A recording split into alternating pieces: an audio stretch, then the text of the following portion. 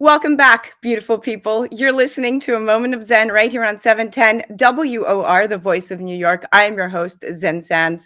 Now, my next guest is Burkhan World's CEO and founder, Shahal Khan, who is no stranger to our show. He is our regular contributor on Tempus's My Digital World segment, and today is quite special. We are taking the time to acknowledge a milestone for Burkhan World and learn a thing or two about SPACs. Now, the rise of these special purpose acquisition companies has been something to behold. And Shahal's career as an investor, entrepreneur, and venture capitalist spans over 22 years with investments encompassing telecoms, real estate, energy, natural resources, technology, and entertainment. He's the founder of Burkhan World. Now, SPACs, also called blank check companies, are shell companies listed on a stock exchange that have the objective of buying or merging with a private company in order to take it public. It's basically an IPO without a lot of the expense, hassle, and regulatory oversight. Now, SPACs are created by sponsors who are usually industry experts with very deep experience in private equity and mergers and acquisitions. Now, once a SPAC has been created, its sponsors have 2 years to identify a target company. If they don't meet that timeline, they must return investors' money, of course, minus fees. For private companies, SPACs offer a faster, cheaper, and more efficient way to go public. For investors, SPACs offer the potential and allure of getting rich and of participating in what's perceived as a pre-IPO stock. And because SPACs are traded on stock exchanges, anyone can purchase shares in a SPAC. Now, in return, investors hope the sponsor gets a deal done within the 2-year time frame and that the value per share of the completed deal is worth more than they originally paid. As I say, you might think of investing in a new SPAC as being more interested in the jockey than the horse. Here to break it all down for us is Shahal Khan. Welcome back to the show, superstar, and congrats on Burtech Acquisition Corp. Thank you, Zen. Thank you so much. I'm just so happy to be here. We just started trading, all right, literally 15 minutes ago. So you're the first person I'm speaking to since we started trading.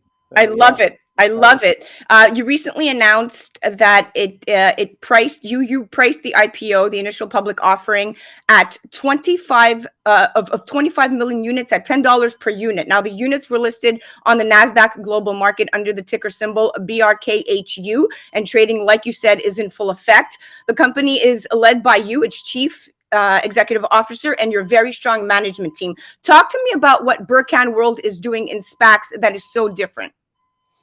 Well, we looked at the entire market. I've been familiar with SPACs for many years. And the first time I looked at one was in London in 2006 when I was looking to buy some energy assets and then taking it public to the vehicle there. They were very different at that time. They weren't as liquid as they are now on the US markets, at least.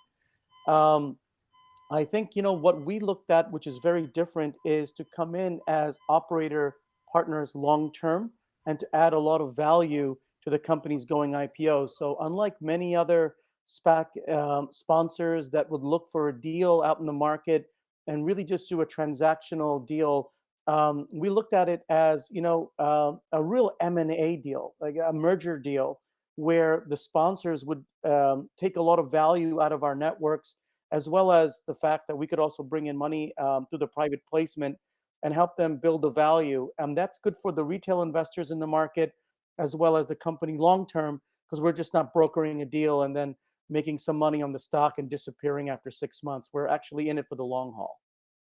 Absolutely, because when you buy a SPAC, you're essentially giving your money to the SPAC's founder or sponsor without knowing exactly how the sponsor will invest it. But in your case, you have such a strong team, and that you have positioned yourself in a win-win situation. How will SPACs, do you feel, help with new technology, specifically in hospitality, blockchain, or even crypto companies? Because as we were looking at the numbers now, these SPACs, if you compare cryptocurrency, for instance, and where SPACs are, um, industry analysts have suggested a potential watershed for the crypto industry, for instance. At the same time, there have been more than 300 SPAC IPOs so far in 2021, far surpassing the 2020 record number of 248 for the entire year. So linking these two trends together makes for a very interesting opportunity for investors to quickly buy into a hot emerging market. What do you say to this? Well, definitely the trends are um, assets where people could put their capital in that potentially would make them a very good return based on this scare of inflation that we're having right now in the economy. So when people, if I just focus on the public markets where the SPAC is, for example, trading, people have to think about where they could make money that is not overinflated, or people are scared of asset prices being too high. And SPACs give some retail investors a capability to take part in investment types that usually would be in the realms of venture capital, late stage, or private equity. So they could possibly make a good return, much higher than the rate of return that some of the larger companies on the public markets would make, which are safe investments, but they don't grow as fast. So, SPACs give them that vehicle to be able to do so in a regulated market. In the crypto markets, it's once again a view to making a lot more money, per se, in terms of inflation. But the problem in the crypto markets is that they're not yet regulated properly, right? So you don't know what you're getting into. There's a huge risk there, but there's potentially a huge premium. And in my view, it's the risk adjusted mentality that you have to take into making these two trend investments. The benefit of the SPAC is obviously you're still in a regulated market. You still have oversight from the SEC and from regulatory bodies that can go after irresponsible sponsors or deals that didn't make sense, for the retail investors. Whereas in the crypto markets, it's still a wild, wild west, and it's just a lot more dangerous to get your money in and money out, or if something goes wrong, to be able to recover your loss. Yeah, without a doubt. No, this is definitely a more complicated structure. This isn't for, amateur investors. And I always say to people, there's about five key questions that can really help narrow down SPACs to really figure out if it fits, one's investment profile.